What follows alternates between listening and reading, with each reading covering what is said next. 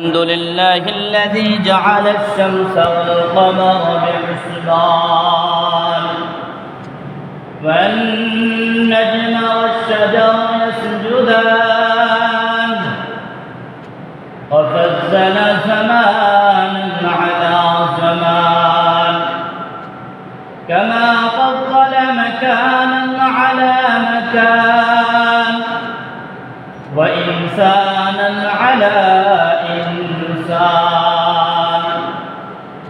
ونشهد أن لا إله إلا الله وحده لا شريك له ونشهد أن سيدنا ومولانا محمدا عبده ورسوله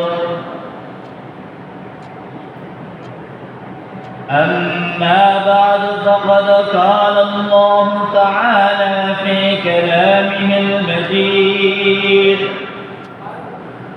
وفرقانه الحميد أعوذ بالله من الشيطان الرجيم بسم الله الرحمن الرحيم يسألونك عن الساعة أيان مرساها قل إنما علمها عند ربي لا يجليها لوقتها إلا هو ثقلت في السماوات والأرض لا تأتيكم إلا بغتة يسألونك كأنك حفي عنها قل إنما علمها عند الله ولكن أكثر الناس لا يعلمون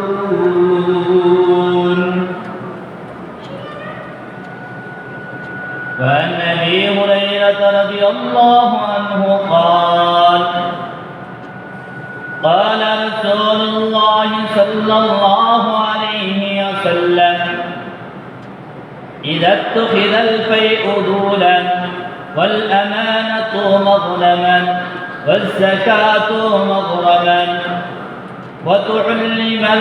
وتعلم لغير الدين وأطاع الرجل امرأته وعك عمه وأدنى صديقه وأقصى أباه وظهرت الأصوات في المساجد إلى آخر الحديث أو كما قال عليه الصلاة والسلام وقال تعالى في شان حبيبه ومحبوبه إن الله وملائكته يصلون على النبي يا أيها الذين آمنوا صلوا عليه وسلموا تسليما اللهم صل على محمد وعلى آل محمد كما صليت على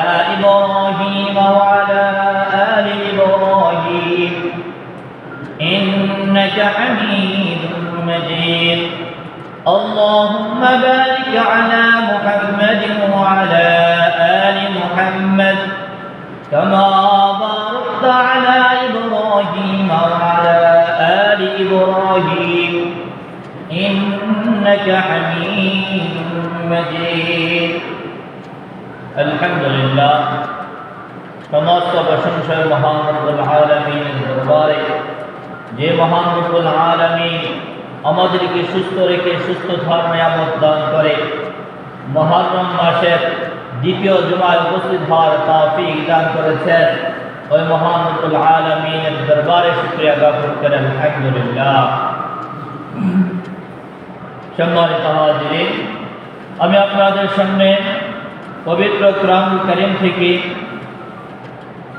সূরা আরাফের 187 নম্বর আয়াত তেলাওয়াত করেছি এবং নবী করিম সাল্লাল্লাহু আলাইহি ওয়াসাল্লামের হাদিস সমূহ থেকে একটা হাদিসের কিছু অংশ পাঠ করেছি। কোরআন ও হাদিসের আলোকে কিছু কথা বলার চেষ্টা করব ইনশাআল্লাহ। আমি যে আয়াত ও হাদিস পাঠ করেছি, এই আয়াত ও হাদিসের আলোচ্য বিষয় হলো কিয়ামতের আলামত সম্পর্কে। কিয়ামত, আল্লাহ তাআলা দুনিয়া সৃষ্টি করেছেন, মানুষ সৃষ্টি করেছেন, সব কিছুর শুরু আছে, একটা শেষ আছে। অনুরূপভাবে আল্লাহ তাআলা এই পৃথিবী সৃষ্টি করেছেন, এই পৃথিবীর একদিন শেষ হবে। তবে এই পৃথিবী কখন শেষ হবে এটা নির্দিষ্টভাবে কেউ বলতে পারে না। রাসূল সাল্লাল্লাহু আলাইহি ওয়াসাল্লাম নির্দিষ্টভাবে বলেন নাই, তবে এর কিছু আলামত বলে দিয়েছেন যে এই জিনিসগুলো যখন প্রকাশ পাবে তখন তোমরা কিয়ামতের জন্য অপেক্ষা করবে। ঈমান আনার ভিতরে 7টা বিষয় রয়েছে। তার ভিতরে একটা বিষয় হলো কিয়ামতের দিনের উপরে ঈমান আনা। আমি 6টা বিষয়ে ঈমান আনলাম, তবে কিয়ামত হবে এই বিষয়ে আমি ঈমান আনি নাই, তাহলে আমার ঈমানটা পরিপূর্ণ হয় নাই। আমি একটা বিষয় যদি অস্বীকার করি তাহলে আমি আর মুমিন থাকবো না। এই জন্য ঈমান আনতে হবে। যতগুলা বিষয়ের উপরে ঈমান আনতে বলা হয়েছে প্রত্যেকটা বিষয়ের উপরে ঈমান আনতে হবে। এই বিষয়টা আমার বুঝে আসুক অথবা না আসুক, আল্লাহ তাআলা বলেছেন, আল্লাহ রাসূল বলেছেন, এই কথাকে বিশ্বাস করার নাম হচ্ছে ঈমান। যে জিনিসটাকে না দেখে বিশ্বাস করা হয় তাকে বলা হয় ঈমান। এই জন্য আজকের আলোচ্য বিষয় হলো এই কিয়ামতের আলামত। কিয়ামত কখন হতে পারে, আল্লাহ রাসূল কি কি আলামত বলেছেন, এই সম্পর্কে আলোচনা করব ইনশাআল্লাহ। আল্লাহ তাআলা যখন দুনিয়া সৃষ্টি করেছেন, দুনিয়ার সমাপ্তি হবে কিয়ামতের মাধ্যমে। মানুষ দুনিয়াতে আসে, তার হায়াত শেষ হলে তার দুনিয়ার জিন্দেগি শেষ, পরকালের জিন্দেগি শুরু। অনুরূপভাবে আল্লাহ তাআলা এই পৃথিবী সৃষ্টি করেছেন, গাছপালা, নদী নালা সব কিছু সৃষ্টি করেছেন। একদিন এই সবগুলা শেষ হয়ে যাবে। কোরআনুল কারীমের ভিতরে আল্লাহ তাআলা আয়াত নাযিল করেছিলেন যে সাহাবায়ে কেরাম এবং কাফেররা নবী করিম সাল্লাল্লাহু আলাইহি ওয়াসাল্লামকে কিয়ামত সম্পর্কে জিজ্ঞাসা করেছিলেন।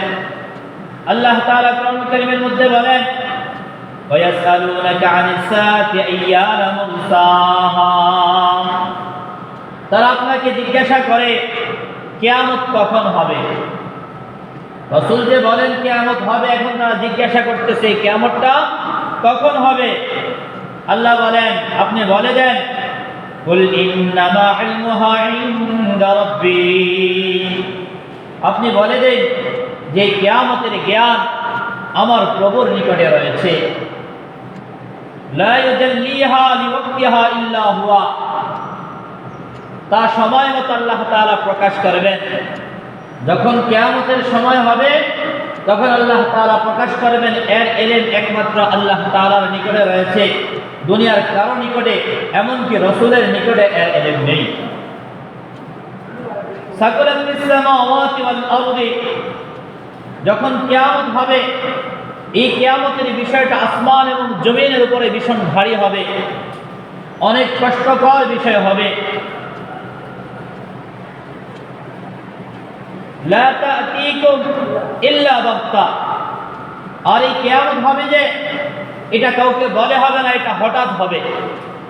রাসূল আলামতের কথা বলছেন, এই আলামতগুলো যখন প্রকাশ পাবে তখন তোমরা কিয়ামতের অপেক্ষায় থাকবে।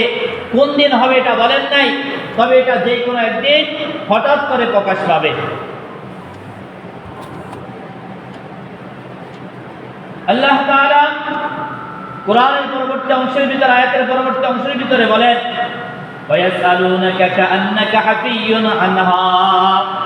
তারা আপনাকে কিয়ামত সম্পর্কে জিজ্ঞাসা করে যেন আপনি এই বিষয়ে, তারা মনে করে আপনি পূর্ণ অবগত, যে আপনি কিয়ামতের বিষয় সম্পর্কে আপনি জানেন।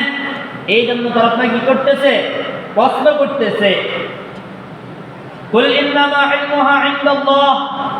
আপনি বলে দিন যে কিয়ামতের জ্ঞান, কিয়ামত কখন হবে, এর ইলম রয়েছে আল্লাহ তাআলার নিকটে। ওয়ালাকিন্না আকসারান নাসি লা ইয়ালামুন। তবে এই ব্যাপারে অধিকাংশ মানুষই জানে না। মানুষ না জেনে আপনাকে কি করে, শুধু প্রশ্ন করে। তাহলে কিয়ামত কখন হবে এই বিষয়টা আল্লাহ তাআলার নিকটে। কোরআনুল কারীমের অপর আয়াত অপর এক আয়াতের ভিতরে আল্লাহ তাআলা বলেন, ইন্নাল্লাহা ইনদাহু ইলমুস সাআ ওয়া ইউনাজ্জিলুল গায়স। ইন্নাল্লাহা ইনদাহু ইলমুস সাআ, আল্লাহ তাআলার নিকটে কিয়ামতের জ্ঞান রয়েছে, কিয়ামতের ইলম রয়েছে। কিয়ামত কখন সংঘটিত হবে এই বিষয়টা আল্লাহ তাআলার নিকটে রয়েছে। ওয়া ইউনাজ্জিলুল গায়স, বৃষ্টি কখন হবে, জমিনে কখন বৃষ্টি পড়বে এই জ্ঞানটা আল্লাহ তাআলার নিকটে রয়েছে। যদিও বলেন এখন তো আমরাও জানি, আবহাওয়া অফিস বলে দেয় যে অমুক সময় বৃষ্টি হবে, অমুক দিন বৃষ্টি হবে। তারা একটা অনুমান করে বলে, তাদের ধারণা সব সময় সঠিক হয় না। কিয়ামতের একমাত্র বৃষ্টি কখন হবে এর একমাত্র ইলম রয়েছে আল্লাহ তাআলার নিকটে। ওয়ায়ালামু মা ফিল আরহাম, মায়ের গর্ভের ভিতরে ছেলে রয়েছে না মেয়ে রয়েছে এই বিষয়টা আল্লাহ তাআলা জানেন। মায়ের গর্ভে যখন বাবার শুক্রাণু যায় তখন প্রথম দিনে আল্লাহ জানেন এই সন্তানটা ছেলে হবে না মেয়ে হবে। বর্তমানে আমরা যে জানি পেটের ভিতরে সন্তান আছে না মেয়ে আছে, এই জিনিসটা আমরা 4 মাস 5 মাস পরে জানি। প্রথম দিন অথবা 1 মাস পরেও যদি পরীক্ষা করে কোনো ডাক্তার বলতে পারবে না মায়ের গর্ভে সন্তান ছেলে না মেয়ে, এই কথাটা বলতে পারবে না। এর জ্ঞান একমাত্র আল্লাহ তাআলার নিকটে রয়েছে। ওয়ামা তাদরি নাফসুম মাযা তাকসিবু গাদা, আগামীকাল বান্দা কি উপার্জন করবে, কি খাবে, এই বিষয়টা একমাত্র আল্লাহ তাআলা জানে, কোনো মানুষ জানে না। যদিও বলেন আমার ঘরে অমুক জিনিস রয়েছে, আমি আগামীকাল অমুক জিনিস খাবো, অথবা আমার অমুক জায়গায় দাওয়াত রয়েছে আমি অমুক জিনিস খাবো, আল্লাহ তাআলা যদি না চায় আপনি আগামীকাল ওই জিনিস খেতে পারবেন না। দেখা যাবে আপনি যে জিনিস খাওয়ার নিয়ত করে রাখছেন, আপনি খাওয়ার আধা ঘন্টা পরে আগে অথবা 1 ঘন্টা আগে আপনার কাছে কল আসতে পারে যে আপনাকে অমুক জায়গায় আসতে হবে, আপনার অমুক জায়গায় অমুক লোক অ্যাক্সিডেন্ট হয়েছে, অথবা আপনার অমুক জায়গায় বিশেষ দাওয়াত রয়েছে, আপনি যাইতে হবে, যেটা আপনি কি করেন নাই, কল্পনাও করেন নাই, ধারণাও করেন নাই। এই জন্য আল্লাহ বলেন ওয়ামা তাদরি নাফসুম মাযা তাকসিবু গাদা, আগামীকাল বান্দা কি খাবে, কি উপার্জন করবে, এই বিষয়টা একমাত্র আল্লাহ তাআলা জানেন। ওয়ামা তাদরি নাফসুম মাযা তাকসিবু গাদা ওয়ামা তাদরি নাফসুম বিআইয়ি আরদিন তামুত, মানুষ কোথায় মৃত্যুবরণ করবে, কোন জায়গায় মৃত্যুবরণ করবে এই বিষয়টা একমাত্র আল্লাহ তাআলা জানেন। আপনার মৃত্যু কি দেশের মাটিতে হবে না বিদেশের মাটিতে হবে, ইউরোপে হবে না আমেরিকায় হবে, এই বিষয়টাও কোনো মানুষ বলতে পারে না। এর জ্ঞান রয়েছে একমাত্র আল্লাহ তাআলার নিকটে। এই 5টা বিষয় আল্লাহ তাআলা জানেন, দুনিয়ার কোনো মানুষ জানেন না। তাহলে কিয়ামত হবে, এই কিয়ামতের কিছু আলামত রয়েছে। আলামতটা 2 প্রকার, কিছু আলামত হলো ছোট আলামত আর কিছু আলামত হলো বড় আলামত। একটাকে বলা হয় আলামতে সুগরা, আরেকটাকে বলা হয় আলামতে কুবরা। ছোট আলামত অনেক রয়েছে যেগুলো রাসূল সাল্লাল্লাহু আলাইহি সাল্লাম হাদিসের ভিতরে বলেছেন। বড় আলামতের ভিতরে 10টা আলামত রয়েছে, যে 10টা আলামত প্রকাশ পাইলে তারপরে আল্লাহ তাআলা কিয়ামত সংঘটিত করবেন যে কোনো সময়। আজকে আমি এই কিয়ামতের আলামত সমূহ থেকে ছোট ছোট আলামতগুলো আলোচনা করার চেষ্টা করব ইনশাআল্লাহ। আবু হুরায়রা রাদিয়াল্লাহু তাআলা আনহু থেকে বর্ণিত তিরমিজি শরীফের হাদিসের ভিতরে রাসূল সাল্লাল্লাহু আলাইহি সাল্লাম এই হাদিসের ভিতরে 13 থেকে 15টা আলামতের কথা বলছেন।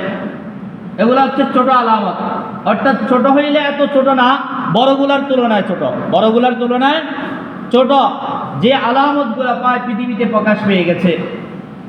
আবু হুরায়রা রাদিয়াল্লাহু তাআলা আনহু বলেন, ক্বালা রাসূলুল্লাহ সাল্লাল্লাহু আলাইহি ওয়াসাল্লাম ইযা তুখিদাল ফাইউ দুলান, যখন মানুষ গনিমতের মালকে নিজের মাল মনে করবে, ইযা তুখিদাল ফাইউ দুলান, যখন গনিমতের মালকে নিজের মাল মনে করবে। গনিমতের মাল মানে যেটা যুদ্ধের ময়দান থেকে পাওয়া যায়, যুদ্ধ করার পর মুসলমান কাফেরদের সাথে যুদ্ধ করার পর কাফেরদেরকে পরাজিত করে তাদের থেকে যে সমস্ত সম্পদ মুসলমানরা অর্জন করে এটাকে বলা হয় গনিমতের মাল। এই মালগুলোর ভিতরে যতজন লোক যুদ্ধ করেছে তারা প্রত্যেকে এর ভিতরে কি রয়েছে, শরীক রয়েছে, প্রত্যেকে পাইবে। এখন যদি একজন নেতা মনে করে যে আমার এই মালগুলো আসছে, তাহলে এখান থেকে আমি কিছু অংশ কি করি, নিজে আগে ভোগ করে নেই অথবা সরিয়ে নেই, এটাকে যখন এইভাবে মনে করা হবে তখন বলছেন এটা একটা কিয়ামতের আলামত। আর রাষ্ট্রীয় সম্পদ, রাষ্ট্রের যত সম্পদ রয়েছে এগুলোও গনিমতের আলামতের মতো, গনিমতের মতো। কারণ রাষ্ট্রের প্রতিটা সম্পদের ভিতরে প্রতিটা মানুষের হক রয়েছে। রাষ্ট্রের যত টাকা রয়েছে এর ভিতরে প্রত্যেকটা মানুষের, ছোট থেকে বড়, প্রত্যেকের হক রয়েছে। এখন একজন নেতাকে 1 কোটি টাকা বরাদ্দ দিয়েছে, তিনি এর থেকে 10 লাখ 20 লাখ টাকা আগে খেয়ে ফেলছেন। তাহলে তিনি কি করছেন? জনগণের হককে নষ্ট করছেন। রাসূল বলেন, যখন দেশের সম্পদকে নেতারা নিজের সম্পদ মনে করবে, তখন তোমরা মনে রেখো এটা হচ্ছে কিয়ামতের একটা আলামত। কিয়ামতের প্রথম আলামত হচ্ছে কি?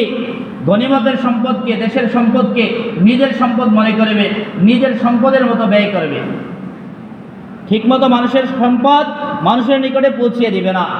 যেখানে 100 টাকা পৌঁছানো দরকার সেখানে 10 টাকা পৌঁছাবে। যে জিনিসটা বর্তমানে চলে কিনা, এটা হচ্ছে একটা কিয়ামতের আলামত।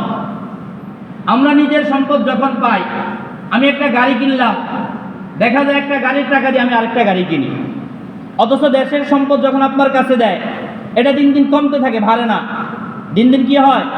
আপনার ক্ষতি করতে থাকেন, যেই কোনোভাবে ক্ষতি করতে থাকেন, নিজের মতো করে ভোগ করতে থাকেন। এই সম্পদ দ্বারা কি করেন না? জনগণের উপকারও ঠিকমতো করেন না, রাষ্ট্রের উপকারও ঠিকমতো করেন না। এটা হচ্ছে 1 নম্বর আলামত। 2 নম্বর আলামত হলো ওয়াল আমানাতু মাগনামান। আমানতকে গনিমতের মাল মনে করবে। আমানতকে গনিমতের মাল মনে করবে। কোন ব্যক্তি অপরজনের কাছে আমানত রাখছে যে ভাই 1 লক্ষ টাকা আমার কাছে নিরাপদ না, আপনাকে আমি নিরাপদ মনে করছি, আপনি 1 লক্ষ টাকা রাখেন, আমি যখন সময় মতো চাবো আমাকে আপনি টাকাটা কি করিয়ে দিয়ে দিন। কিন্তু দেখা যায় আপনার নিকটে 1 লক্ষ টাকা আমানত রাখছে, যখন দিচ্ছে আপনি খুশি মনে নিয়েছেন, কিন্তু যখন সে তার আমানত ফিরে পাওয়ার জন্য আপনার নিকটে চাইলো যে ভাই আমার টাকাটা দরকার, দিয়ে দেন, আপনি তখন কি করতেছেন না? দিতেছেন না। আপনি টাকা পাওয়ার পরে এটাকে গনিমতের মাল মনে করে নিজের মতো খরচ করছেন, নিজের মতো নিজের কাজে ব্যয় করছেন। ওই ব্যক্তি যখন আপনার নিকটে চাইছে, আপনি তাকে ঠিকমতো দেন না, বরং একের পর এক তাকে কি দেন? তারিখ দিতে থাকেন, তাকে হয়রানি করতে থাকেন। রাসূল বলেন, মানুষ যখন আমানতকে গনিমতের মাল মনে করবে, এটা হচ্ছে কিয়ামতের দ্বিতীয় আলামত। এটা হয় কি না? আমাদের দেশে এটা হয় কি না বর্তমানে? এই কিয়ামতের একটাও কি আলামত। 3 নম্বরে বলতেছেন রাসূল, ওয়াজ যাকাতু মাগরামান। যাকাতকে মানুষ জরিমানা মনে করবে। যাকাতকে মানুষ কি করবে? জরিমানা মনে করবে। যখন বছরে একবার যাকাত আপনার উপরে ফরজ হয়, আপনাকে বলা হয় আপনি যাকাত আদায় করেন, তখন মনে করে আমার 1 কোটি টাকা রয়েছে, আমি এখান থেকে 2.5 লক্ষ টাকা কিভাবে আল্লাহর রাস্তায় দান করব। এটাকে কি বলা হয়? তিনি জরিমানা মনে করেন। যদিও দেন বাধ্য হয়ে মানুষকে দেখানোর জন্য অথবা মানুষের মুখকে বন্ধ করার জন্য কোনো রকম কিছু দিয়ে নিজে কি করেন? গাও ডাকেন। এটাকে নিজে জরিমানা মনে করেন, কষ্ট মনে করেন। অথচ আল্লাহ তাআলা আপনাকে 100 টাকা থেকে 2.5 টাকা চাইছে, আপনার 100 টাকা থেকে 50 টাকা আল্লাহ চায় না। আপনাকে আল্লাহ 100 টাকা দিচ্ছেন, তাও আপনার যে সম্পদ হয়েছে এগুলো 1 বছর আপনার নিকটে আগে থাকার পরে, আপনি ব্যবহার করার পরে, তারপর আল্লাহ তাআলা আপনার নিকটে চাইছেন। যখন আপনি 2 লক্ষ টাকার মালিক হয়েছেন, সাথে সাথে আল্লাহ বলেন না যে যাকাত দাও। 2 লক্ষ টাকার মালিক হওয়ার পরে যখন এটার উপরে 1 বছর অতিবাহিত হয়েছে, তখন আল্লাহ বলছেন এখান থেকে কি দাও? শতকে 2.5%, 100 টাকা থেকে 2.5 টাকা দাও আমার রাস্তায়। যখন আপনাকে এই যাকাতের কথা হুজুররা বলে, অথবা কেউ যদি বলে, আপনি মনে করেন এটা আপনার উপর একটা জরিমানা, যে আমি কষ্ট করে 100 টাকা কামাই করলাম, লাখ লাখ টাকা কামাই করলাম, এখন এখান থেকে আমি 2.5 টাকা করে দিতে হবে। আপনি যদি এখন না দেন, আপনার মৃত্যুর উপর অটোমেটিক এগুলো ভাগ হয়ে যাবে। সাধারণভাবে আপনি দেখা যায় 100 টাকা কামাই করলে এর ভিতরে আপনার হক থাকে, আপনার সন্তানের হক, আপনার পরিবারের হক, আপনার বাবার হক, আপনার মার হক, সবার জন্য খরচ করেন। এর থেকে আপনার জন্য আল্লাহর রাস্তায় শতকে 2.5 টাকা কি করতে হবে? বাজেট করতে হবে, তাও 1 বছর অতিবাহিত হওয়ার পরে। তাই রাসূল বলেছেন, যখন মানুষ এই যাকাতকে জরিমানা মনে করবে, এটা হচ্ছে কিয়ামতের আলামত। কিসের আলামত? কিয়ামতের ছোট আলামতের ভিতরে 3 নম্বর আলামত। 4 নম্বরে আল্লাহ রাসূল বলেন, অতুল্লিমা লিগাইরিদ দ্বীন। মানুষ দ্বীনি ইলম শিক্ষা করবে দুনিয়া অর্জনের জন্য। দ্বীনি ইলম শিক্ষা করবে দুনিয়া অর্জনের জন্য, দুনিয়া কামাইয়ের জন্য হাফেজ হবে, আলেম হবে, বড় বড় শেখুল হাদিস হবে, তার মনে নিয়ত থাকবে দুনিয়া কামানোর জন্য। অথচ দ্বীনি ইলম শিক্ষা করতে হবে একমাত্র আল্লাহ তাআলার সন্তুষ্টি, আল্লাহ তাআলাকে রাজি খুশি করার জন্য। যদি আল্লাহকে সন্তুষ্টি করার জন্য দ্বীনি ইলম শিক্ষা করা হয়, তাহলে এই ইলম দ্বারা নিজে উপকৃত হবে, জনগণ কি হবে? উপকৃত হবে। আর যদি দ্বীনি ইলমটা শিক্ষা করা হয় দুনিয়া কামানোর জন্য, দুনিয়ার টাকা অর্জন করার জন্য, সুনাম অর্জন করার জন্য, তাহলে এই ইলম তার কোনো কি হবে না? ফায়দা হবে না। এটা হচ্ছে 4 নম্বর আলামত। 5 নম্বরে আল্লাহ রাসূল সাল্লাল্লাহু আলাইহি ওয়াসাল্লাম বলেন, ওয়াতা'a আর-রাজুলু ইমরাতাহু ওয়া আক্কা উম্মাহু। 5 নম্বর আলামত যেটা আমাদের সমাজে অহরহ চলতেছে, যে স্বামী তার স্ত্রীর আনুগত্য করবে, ওয়া আক্কা উম্মুহু, মাকে কষ্ট দিবে। স্ত্রীর আনুগত্য করবে, মার কথার অবাধ্য হবে, মাকে কষ্ট দিবে। এই বিষয়টা আমাদের সমাজে চলে নেই। যে স্ত্রী যদি নাজায়েজ কথাও বলেন, এই কাজটা নাজায়েজ, তারপরে করতে আমি বাধ্য। স্ত্রী বলছেন ঘরে টেলিভিশন আনা লাগবে, আমি তার জন্য ঘরে টেলিভিশন নিয়ে আসি। স্ত্রী বলছেন আমাকে পার্কে ঘুরাইতে হবে, আপনি চলে যান তাকে পার্কে ঘুরানোর জন্য। মা বলছে আমার ওষুধ নাই, ওষুধ নিয়ে আসিও, তখন বলেন এত বকবক করো কেন? টাকা কি প্রতি মাসে কি গাছে ধরে নাকি? মা যখন বলে তখন কি থাকে না? পকেটে টাকা থাকে না। যখন বউ বলে তখন দাঁড় করে হলেও টাকা নিয়ে আসে। এটা হয় কি না? এটা একটা কিয়ামতের আলামত। অর্থাৎ স্ত্রীরা, পুরুষরা মহিলাদের অনুগত্য করবে, স্ত্রীর অনুগত্য করবে, মার অনুগত্য কম করবে, মার কথা ঠিকমতো মানবে না। এই বিষয়টা হচ্ছে কিয়ামতের একটা আলামত। নবী করিম সাল্লাল্লাহু আলাইহি সাল্লাম বলেন, এগুলা কিয়ামতের আলামত। এরকম আলামত যখন প্রকাশ পাবে, তোমরা কিয়ামতের জন্য কি করবা? অপেক্ষা করবে। এগুলো হলো ছোট আলামত। অর্থাৎ ছোট হইলেও এটা বড়গুলোর তুলনায় ছোট, কিন্তু কাজটা কি না? ছোট না। মার কথা অমান্য করা, মাকে কষ্ট দেওয়া, বিষয়টা কি ছোট? অথচ আল্লাহ তাআলা কোরআনুল কারীমের অপর আয়াতের ভিতরে বলছেন, ওয়াকাযা রাব্বুকা আল্লা তা'বুদু ইল্লা ইয়্যাহু ওয়া বিল ওয়ালিদাইনি ইহসানা। যা আল্লাহ তাআলার হুকুম কি করা? পালন করা। আল্লাহ তাআলা যে নির্দেশ দিয়েছেন এই নির্দেশগুলো পালন করা। ওয়া বিল ওয়ালিদাইনি ইহসানা, পিতামাতার সাথে সদ্ব্যবহার করো। পিতামাতার সাথে কি করা? সদ্ব্যবহার করা। তারা দুইজনের একজন যদি বৃদ্ধ বয়সে উপনীত হয়, তাদেরকে ওফ শব্দটুকু বলার মতো কাজ করিও না। অর্থাৎ আপনি যদি এমন কাজ করেন যার কারণে তারা ব্যথা পেয়ে ওফ বলবে, এই কাজটা করতে আল্লাহ তাআলা কি করছেন? নিষেধ করছেন। অথচ আমরা এখন বর্তমানে এই কাজটা অহরহ চলছে। স্ত্রীর কথা ধরে মাকে বকাবো কি করে, এমন কিছু মানুষ রয়েছে যারা মায়ের গায়ে পর্যন্ত হাত তোলে। আছে কিনা সমাজে? এটা আল্লাহ রাসূল বলছেন কিয়ামতের আলামত। 5 নম্বরে বলছেন, ওয়া'আদনা সাদিকাহু ওয়া আকসা আবাহু, বন্ধুকে কাছে টেনে আনবে, বাবাকে দূরে সরিয়ে দিবে। বন্ধুকে আপন মনে করবেন, বাবাকে পর মনে করবেন। অর্থাৎ বাবার চাইতে বন্ধুকে বেশি বিশ্বাস করবে। বাবা বললে ওই কথাটা যতটুকু না মানে, বন্ধু বললে তার চাইতে বেশি মানে।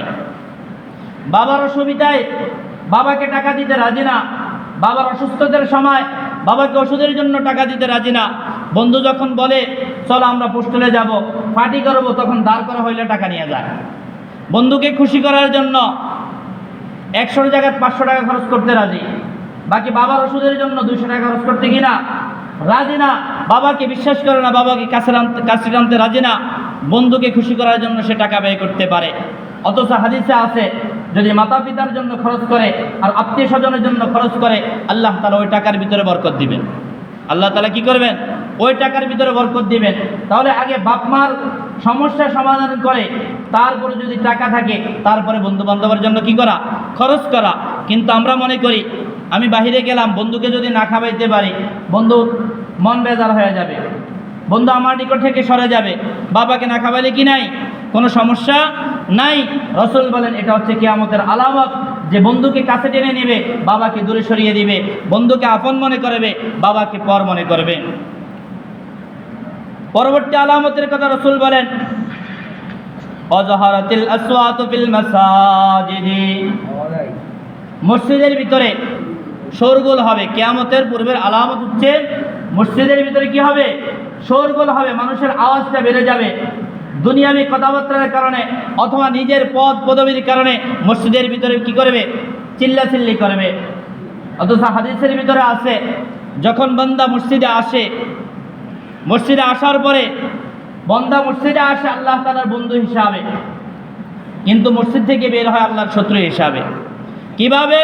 রাসূল হাদিসের মধ্যে বলেন, বান্দা যখন মসজিদে আসলো, মসজিদে আসার পরে প্রথম দুনিয়াবি কথা বলল, আল্লাহ তাআলা বলেন উসকুত ইয়া হাবিবাল্লাহ। আল্লাহ রাসূল কাল একজন ফেরেশতা বলেন উসকুত ইয়া হাবিবাল্লাহ, হে আল্লাহর বন্ধু তুমি চুপ করো, হে আল্লাহর বন্ধু তুমি কি করো? চুপ করো, দুনিয়ার কথাবার্তা বন্ধ করো। যখন আপনি প্রথম কথা শুনলেন না, কথা বন্ধ করলেন না, আবার কথা কইতেছেন, তখন ফেরেশতা আবার বলে উসকুত ইয়া আব্দুল্লাহ, উসকুত ইয়া আব্দুল্লাহ, হে আল্লাহর বান্দা চুপ করো। তাহলে আল্লাহর বন্ধু থেকে দ্বিতীয় কথার দ্বারা কোথায় আসলেন? আল্লাহর বান্দায় চলে আসছেন। আল্লাহর বান্দা চুপ করো। যখন দ্বিতীয়বার আপনি কথা বন্ধ করলেন না, এবার তৃতীয়বার ফেরেশতা বলে উসকুত ইয়া আদুওয়াল্লাহ, হে আল্লাহর শত্রু চুপ করো। আল্লাহর শত্রু কি করো? চুপ করো। তাহলে মসজিদে আসছেন আল্লাহ তাআলার সাথে মহব্বত করার জন্য, আল্লাহ তাআলার সাথে ভালোবাসা করার জন্য, কিন্তু মসজিদ থেকে আপনি বের হয়েছেন আল্লাহর শত্রু হয়ে। কি হয়ে? শত্রু হয়ে। এই বিষয়গুলো আমাদের সমাজে চলে কিনা? মসজিদের ভিতরে বিনা প্রয়োজনে কথা বলে, কোনো প্রয়োজন নাই। আমি বাহিরে রয়েছি, বাহিরে প্রয়োজন হইলে আমি কথা বলতে পারতাম, বাহিরে বলি নাই। মসজিদে এসে বসলাম, পাশের জনকে এবার কথা বলা শুরু করলাম যে অমুক জায়গায় এই ঘটনা হয়েছে, অমুক জায়গায় এই ঘটনা হয়েছে, এগুলো বলা শুরু করে দেয়। এই কথাগুলো কি যাবে না? মসজিদের ভিতরে বলা যাবে না। আপনার যদি বলার প্রয়োজন হয়, আবার যখন মসজিদ থেকে বের হবেন, আপনি মসজিদের বাহিরে তাকে বলেন, তাকে বলতে পারেন। আপনার যদি প্রয়োজন হয় মসজিদের বাহিরে বলেন। মসজিদের ভিতরে আসছেন, আপনি সময় পাইছেন, 2 রাকাত নফল নামাজ পড়েন, অথবা কি করেন? জিকির করেন, অথবা ইস্তিগফার করেন, দোয়া দরুদ পড়তে থাকেন, যাতে করে আপনার আমলনামায় নেক হয়, আপনার আমলনামায় বদ না ওঠে। এরপর আল্লাহ রাসূল সাল্লাল্লাহু আলাইহি সাল্লাম হাদিসের ভিতরে বলেন ওয়াসাদাল কাবিলাতু ফাসিকুহুম, সমাজের নেতৃত্ব দিবে ফাসিকরা। সমাজের নেতৃত্ব দিবে কারা? ফাসিকরা, যারা গুনাহের কাজে লিপ্ত, যারা সবসময় গুনাহের ভিতরে লিপ্ত থাকে, এরকম লোকরা সমাজের নেতৃত্ব দিবে। এই জিনিসটা আমাদের দেশে চলে কিনা? সব জায়গায় চলে, যে যারা একটু কি রাজনীতির দিকে এগিয়ে, অথবা বিভিন্ন কাজের দিকে এগিয়ে, অথচ নামাজ রোজার খবর নাই, 5 ওয়াক্ত নামাজ মসজিদে জামাতের সাথে আদায় করে না, ঠিক মতো কি করে না? রোজা রাখে না। এমন লোকদেরকে আমরা লিডার বানাই। কি বানাই? লিডার বানাই, সমাজের নেতা বানাই। রাসূল বলেন এটা হলো কিয়ামতের আলামত। এরকম লোক তৈরি হওয়া, এগুলো হচ্ছে কিসের আলামত? কিয়ামতের আলামত। সময় শেষ, ইনশাআল্লাহ আগামী জুমায় বাকি কথাগুলা আলোচনা করার চেষ্টা করব। আল্লাহ তাআলা আমাদেরকে যেই কথাগুলা বলছি, এই আলামত